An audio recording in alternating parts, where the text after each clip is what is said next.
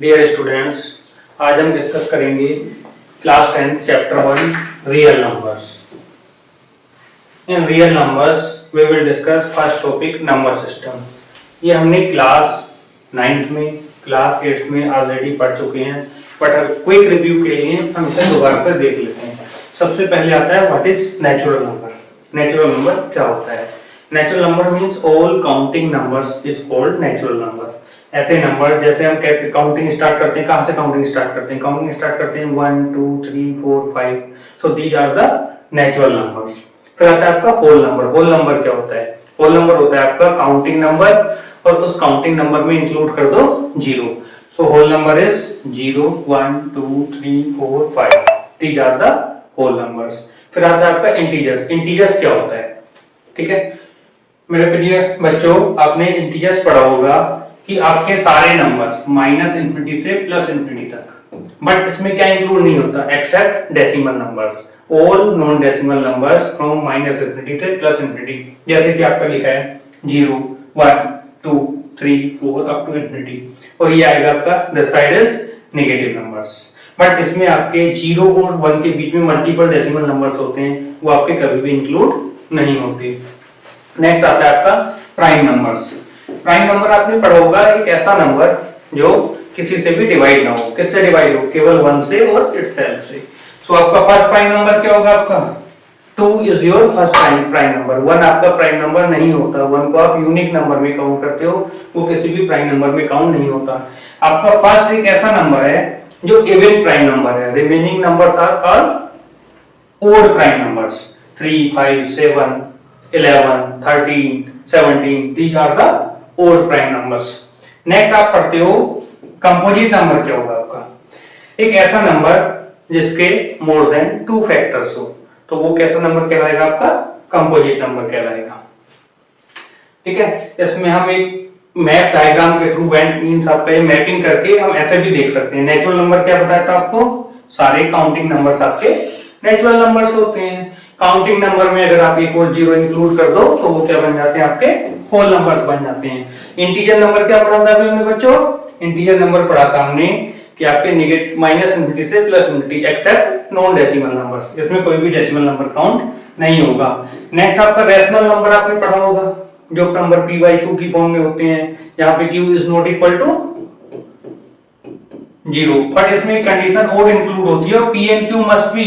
p and q कैसे होने चाहिए? आपके इंटीजर नंबर्स होने चाहिए। इररेशनल भी आपने पढ़ा होगा, जिनको p by q की फॉर्म में नहीं लिख सकते वो इररेशनल नंबर होते हैं। जैसे एग्जांपल है आपका पाई, √2 √3 1.22। ठीक है, ये सारे आपके नंबर सिस्टम में, ये आपको बेसिक नॉलेज रिक्वायरमेंट होती है क्लास 10th का फर्स्ट चैप्टर पढ़ने के लिए, real number.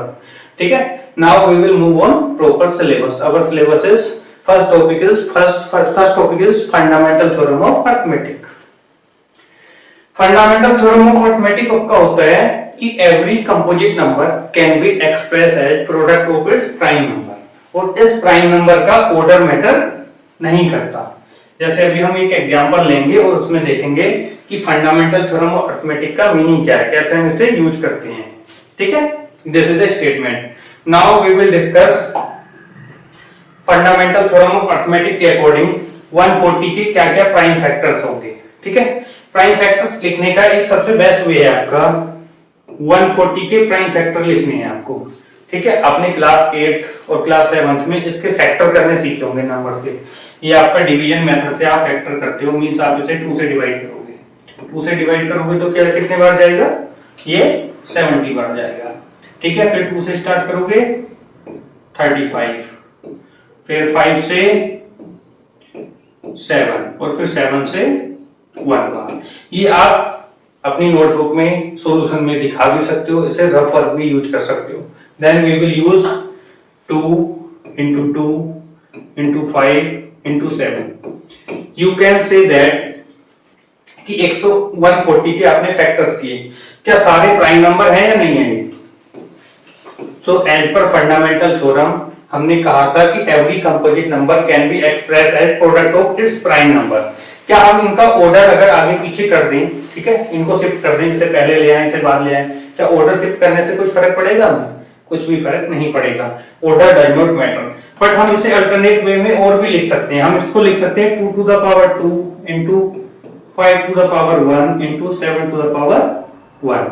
This is the proper solution. This is the prime factor, product of its prime factors. This is the solution. Now we can solve one more question, 156. How we can solve 156? ठीक है, similarly we will take 156 over here, divide it by 2. How many times it will be divided? When you divide it 7, this is 78 times. One more time, divided by 2 because this is the even number. ठीक है, जैसे ही आप इसे 2 से divide करोगे तो कितने बार जाएगा?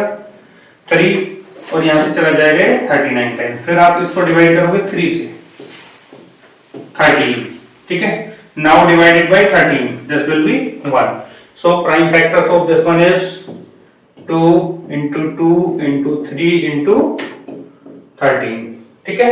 This is the prime factors. हमने पहले भी कहा था आपके प्राइम नंबर मींस ये किसी से भी डिवाइड नहीं होंगे, इसके और फैक्टर नहीं कर सकते, इसका ऑर्डर भी मैटर नहीं करेगा। आप इसे कैसे लिख सकते हो?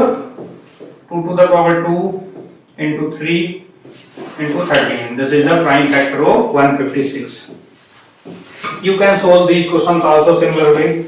Now we will discuss SCF, LCM क्या होता है। By using fundamental theorem of arithmetic हम SCF, LCM कैसे निकालते हैं, ठीक है। Now we will, ठीक है, prime factorization method, find SCF and LCM. SCF क्या होता है आपका?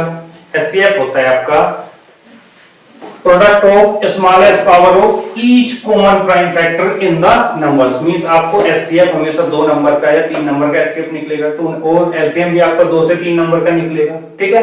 इसमें एक आपका स्टेटमेंट भी वेरीफाई होता है। स्टेटमेंट ये है कि अगर आप किसी 2 नंबर का एचसीएफ निकाल रहे हो, ठीक है, उन्हीं 2 नंबर का एलसीएफ निकाल रहे हो, तो उनका प्रोडक्ट उन दोनों नंबर के प्रोडक्ट के इक्वल होता है।